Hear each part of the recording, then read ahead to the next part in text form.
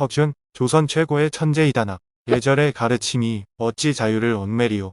크고 가라앉는 것을 다만 천성에 맡기노라. 그대들은 그대들의 법을 쓰시게. 나는 나름대로 내 삶을 이루겠노라. 조선왕조실록의 기록 가운데 한 인물에 대한 이런 글이 보인다. 그는 천지간의 한 괴물입니다. 그 몸뚱이를 수레에 매달아 찢어 죽여도 시원치 않고 그 고기를 씹어 먹어도 분이 풀리지 않을 것입니다. 그의 일생을 보면 악이란 악은 모두 들어차 있습니다. 이처럼 극단적인 평가를 받은 인물은 과연 누구일까? 조선 광해군 때 좌참찬 벼슬을 지내다가 반역죄로 능지처참된 허균은 1568년 판서직을 역임한 경상도 관찰사업의 3남 2녀 중 막내 아들로 외가인 강릉에서 태어났다.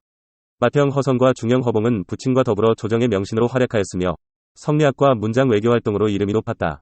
시문에 뛰어난 천재로 사회의 모순을 비판한 학론, 정론, 유죄론과 호밀론을 의시해서 다양한 작품을 남겼으며 조선시대의 대표적 걸작인 소설 홍길동전으로 유명한 인물이다. 누이 또한 조선시대 최고의 여류 시인으로 평가받는 헌안설원이었다.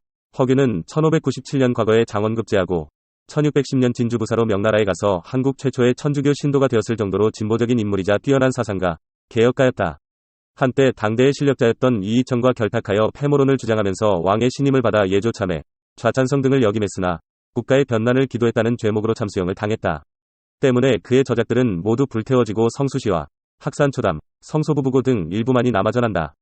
한국사에는 수많은 인물이 역사의 무대를 장식하며 명멸해 갔지만 허균처럼 극적인 삶을 산 인물은 흔치 않다. 당시 사회에서 허균의 사상은 불온한 것으로 취급되었다. 1618년 역적 혐의를 받고 형장의 이슬로 사라지게 된 이유도 따지고 보면 그가 사회의 안정을 해치는 위험인물로 지목되었기 때문일 것이다. 한마디로 17세기의 조선은 허균이라는 천재를 감당할 만큼 사회문화적으로 성숙하지 못했다. 허균은 광해군 폭정에 항거하다가 차명되었지만 그에 대한 당대 및 후대의 평가는 철저히 부정적이었다. 허균이 죽은 뒤 광해군은 다음과 같은 내용의 반교문, 왕이 백성들에게 내리는 일종의 담화문을 내렸다. 허균은 성품이 사납고 행실이게 돼지와 같았다. 윤리를 어지럽히고 음란을 자행하여 인간의 도리를 전혀 찾아볼 수 없었다. 죄인을 잡아서 동쪽의 저작거리에서 베어 죽이고 다시 기쁨을 누리고자 대사령을 베푸노라. 당시 조정과 그리고 조선시대 내내 허균에게 이처럼 부정적인 평가가 내려진 까닭은 무엇일까?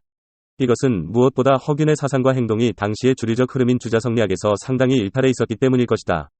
허균은 성리학 이외에 불교, 천주교 등에 이르기까지 다양한 학문과 사상에 관심을 가지는가 하면 상중에도 기생들과 거리낌 없이 어울렸다는 비판을 받을 정도로 자유분방한 기질을 지녔다.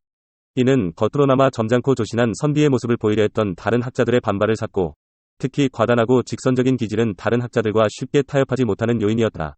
또한 조선시대 명문 사대부 집안의 적자 출신의 양반으로서 자신과 신분이 다른 서자들과 자주 교류를 했다는 점도 한몫했을 것이다. 허균은 50평생 3번 유배를 가고 6번이나 벼슬에서 쫓겨났다. 조선시대 허균만큼 파직과 복직을 거듭한 인물도 드물다. 허균이 이처럼 자유스러운 면모를 갖게 된 데에는 그의 학풍이 바탕이 되었다. 우리나라 최초의 한글소설 홍길동전의 저자로 유명한 허균은 당시 주류 이념이었던 성리학만을 고집하지 않고 불교, 도교, 천주교에도 두루 관심을 보였다.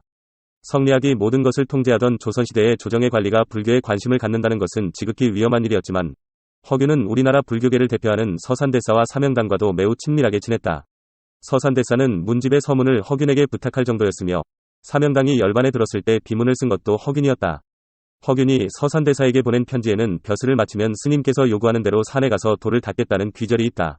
그때까지 재촉하지 말라고 하는 것을 보면 서산대사가 여러 차례 허균에게 벼슬을 그만두고 산으로 오라고 한 듯하다.